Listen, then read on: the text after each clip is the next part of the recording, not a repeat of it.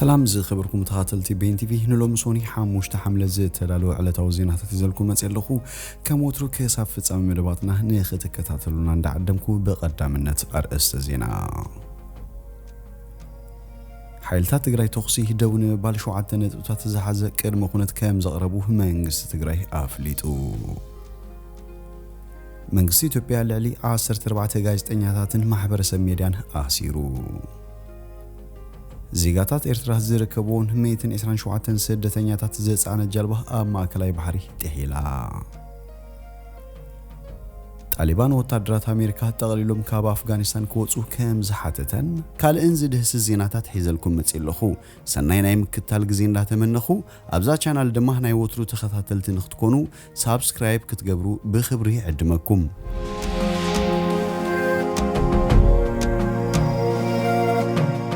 ሓይልታት ትግራይ ተኽሲ ደው ንምባል 7 ነጥብታት ዝሓዘ ቅድመ-ኩነት ከም ዘቕረቡ መንግስቲ ትግራይ ኣፍሊጡ ኣብ መግለጺኡ መንግስቲ ትግራይ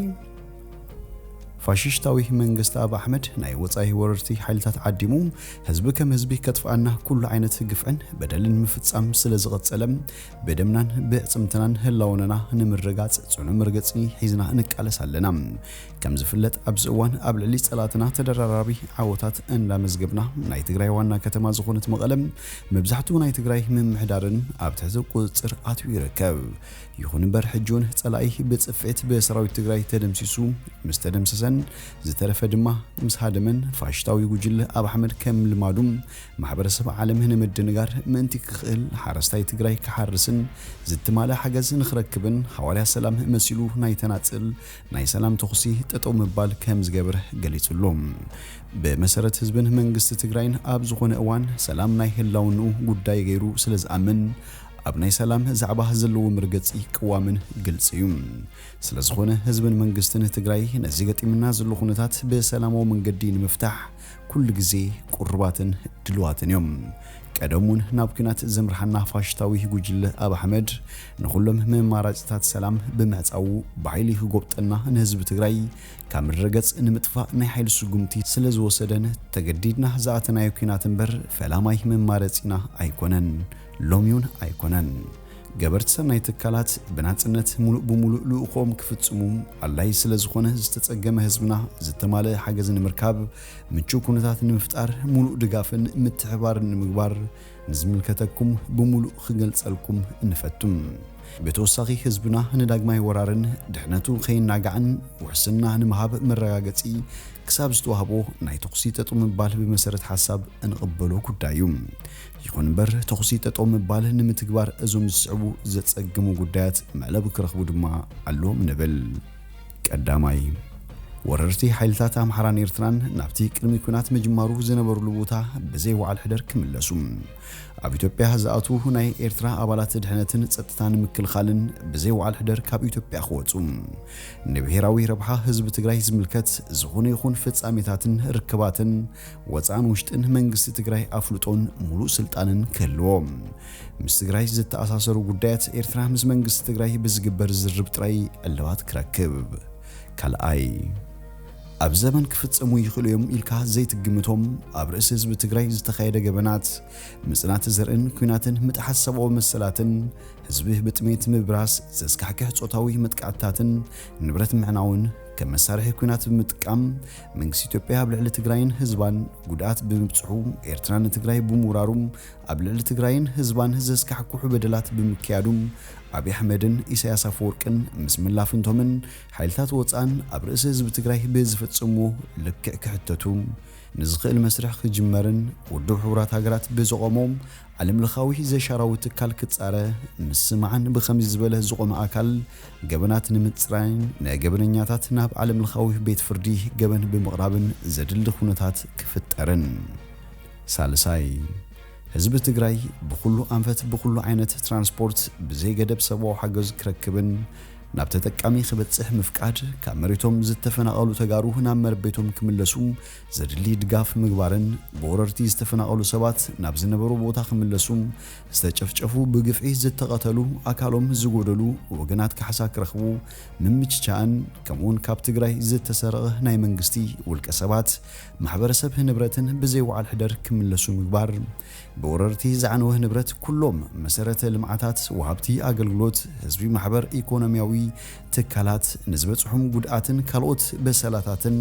ብዘይወዓል ሕደር ብዝተማልአ ኩነታት ካሕሳ ክረኽቡ መንገዲ ክመዓራረ ምግባርን ራብዓይ ህዝቢ ትግራይ ኩሉ ዓይነት ህዝባዊ ኣገልግሎት መብራህቲ ቴሌኮሙኒኬሽን ባንኪ መንገዲ ኣየር ትምህርቲ ሕክምና ትራንስፖርት ንግዲ ወዘተረፈ ክረክብ ምግባር ብዘይ ምቁራጽ ብዝተማልአ መልክዑ ክረክብ ምግባር ብዘይ ሓንቲ ቅድመ ኩነት ዓለም ለኸ በረራ ኣየር ካብን ናብን መዕርፎ ነፈርቲ ትግራይ በቐጥታ ክኸውን ምግባርን ሓሙሻይ ሕገ መንግስቲ ፌደራል ዲሞክራሲያዊ ሪፐብሊክ ኢትዮጵያ ክኽበርን መሰረት መጻኢ መደራደሪ ምዃን መቐባል ህዝቢ ትግራይ ካብ ፌደራል መንግስቲ ክረኽቦ ዝግብኦ ባጀት 2013 ዓመተ ምህረት ብህዝቢ ንዝተመረጸ መንግስቲ ትግራይ በቐጥታ ክልቀቕ ምግባር ሓይሊ ምክልኻል ፖሊስ ድሕነት ካልኦት ኣካላት ጸጥታን ፍትሕን ፌደራልን ናብ ትግራይ ከይኣትዉ ምግባርን ሻድሻይ መንግስቲ ፌደራል ካብ መስከረም 25 2013 ዓመተ ምህረት ጀሚሩ ሕጋውነቱ ስለ ዘብቅዐ ድሕሪኡ ብፌደራል ቤት ምኽሪ ማለት እውን ፓርላማን ፌደሬሽን ኣባይተ ቤት ፍርዲ ኣብ ዝኾነ ጸፍሒ ዝርከብ ፈጻሚ ትካል መሓውርን ዝወፁ ኣዋጃት ደንብታት መምርሒታት ውሳኔታት ትእዛዝን ፍጻሜታትን ኩሎም ኣብ ልዕሊ ትግራይ ተጋሩን ሕጋዊ ዝኾነ ምምሕዳር ውጽኢት ከይህልዎም ክስረዙን ምዝ ኩነታት ተተሓሒዙም ኣብ ልዕሊ ተጋሩ ፖለቲካዊ እሱራትን ብመንነቶም ምኽንያት ካብ ዝተፈላለዩ መንግስታውን ኣባይተ ዕዮታትን ካብ ምክልኻል ሃገርን ዝተባረሩን ተፈልዮም ዝተኣሰሩ ተጋሩ ብዘይ ወዓል ሕደር ብዘይ ዝኾነ ቅድመ ኩነት ክፍትሑን ምግባር ኩሎም ዝተባረሩ ዝግብኦም ጥቕማጥቕምን ካሕሳን ክማልኣሎም ምግባር ብመንነቶም ፖለቲካዊ ኣተሓሳስቦኦም ዝተኣሰሩ ኩሎም ኢትዮጵያውያን ብዘይ ቅድመ ኩነት ክፍትሑ ምግባርን ሻውዓይ ናይ ቅድመ ኩነት ኣፈጻጽማ ዝከታተል ሪፖርት ዝገብርን ውድብ ሕቡራት ሃገራት መንግስታት ዝምራሕ ዘይሻራዊ ዓለምለኻዊ ኣካል ክቐውምን ክስራሓሉን ምግባርን ነተኽሲ ጠጠው ንምባል ብዘተ መዕለቢ ክግበረሉ እዚ መግለጺ ወፂኡሎም ኣብ መወዳእታ መብዛሕትኡ ክፋል ኣብ ቁፅር መንግስቲ ትግራይ ኣትዩ ስለ ዝርከብ ሁሉ ኩነታት ብቕረባ ንምፍላጥን ንምክትታልን ማሕበረሰብ ዓለም ዲፕሎማስን ሜድያን ናብ ትግራይ ክመጹ እንዳጸዋዕና መጽኣኹም ስራሕትኩም ከተካይዱ ዘድሊ ሙሉእ ደገፍ ከም እንገብረልኩም ነረጋግጽ ሰነ 26 2013 ዓመተ ምህረት መንግስቲ ትግራይ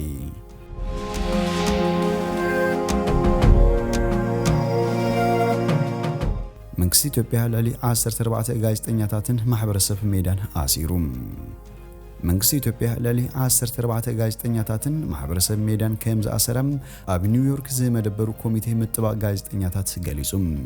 እቲ ናጽነት ፕረስ ዝጣበቕ ኣገራዊ ትካል ኣብ ሳልስቲ እዚ ኣብ ዝገብሩ መግለጺ ሓይልታት ጸጥታ መንግስቲ ብፍላይ 12 ዝኾኑ ኣባላት ኣውሎ ሜድያ ብ30 ሰነ ብእኩብ ከም ዝኣስሮም ኣፍሊጡም ሓይልታት ጸጥታ ኢትዮጵያ በዘይካዚ ብውሕዱ ክልተ ኣባላት ሜድያ ኢትዮፎርም ከም ዝኣሰሩ ሲፒጂ ብትወሳኺ ኣረጋጊጹ መንግስቲ ኢትዮጵያ ብፍላይ ኣብ ትግራይ ዘሎ ኩነታት ካብቲ መንግስቲ ዘቃልሑም ዘሎ ዜናን ሓበሬታን ዝተፈላለዩ ኣቀራርባን ትሕዝቶን ዘለዎን ሜድያታትን ነጠፍተኛታትን ግዳያት ምፍራሕን ማእሰርትን ይገብር ከም ዘሎ ዝውቀስ ኣብ ትግራይን ካልእ ሓያሉ ክልላትን ኣገልግሎት ኢንተርኔት ኣጽዩ ዝርከብ መንግስቲ ኢትዮጵያ ናጽነት ፕረስን መሰል ሓሳብ ካብ ብነጻ ምግላጽን ብምግሃስ ኣፍሪካ ምስ ኤርትራን ምስ ካልኦት ሃገራትን ኣብ ቀዳማይ ደረጃ ዝስራዕ ኮይኑ ይርከብ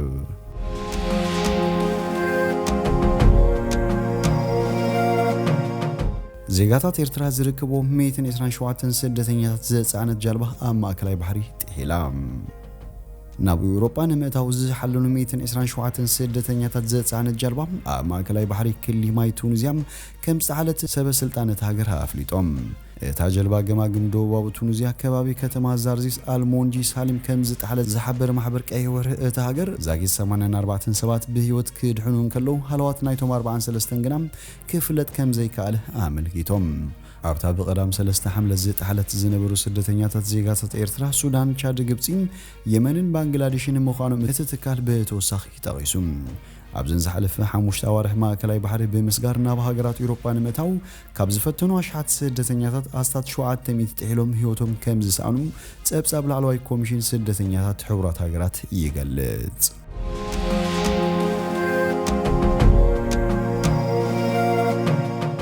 ጣሊባን ወታደራት ኣሜሪካ ጠቕሊሎም ካብ ኣፍጋኒስታን ክወጹ ሓቲቱ።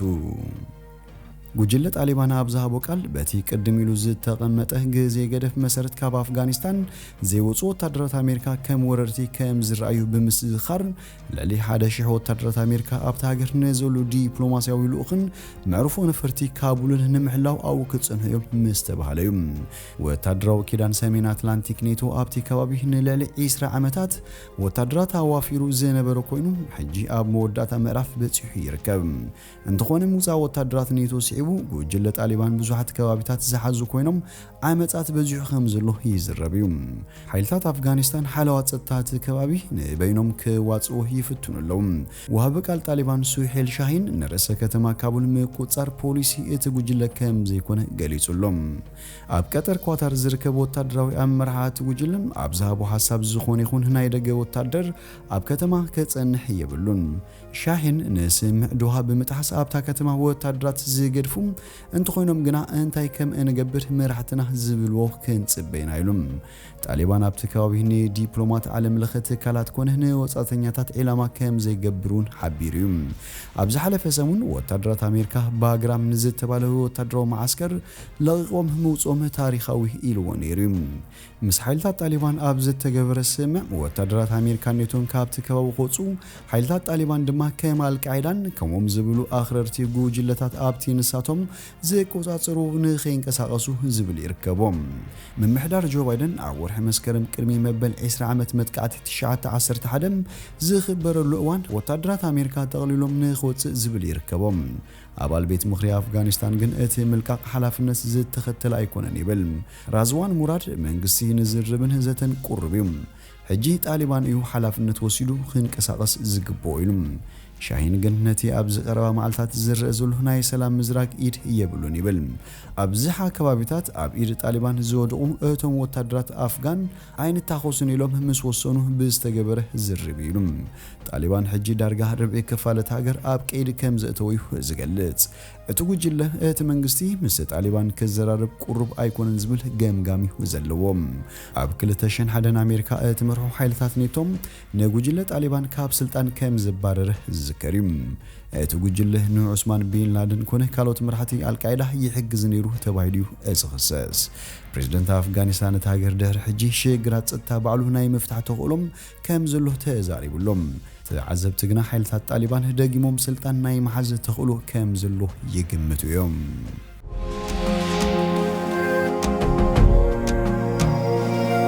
ዝኸበርኩም ተኸታተልቲ ቤን ቲቪ ንሎሚ ዝብልናዮ መሰናዶና ኣብዚ ወዲና ኣለና። ምሳና ስለ ዝጸናሕኩም ብልቢ ነመስግን። ሰናይ ንዓኹም።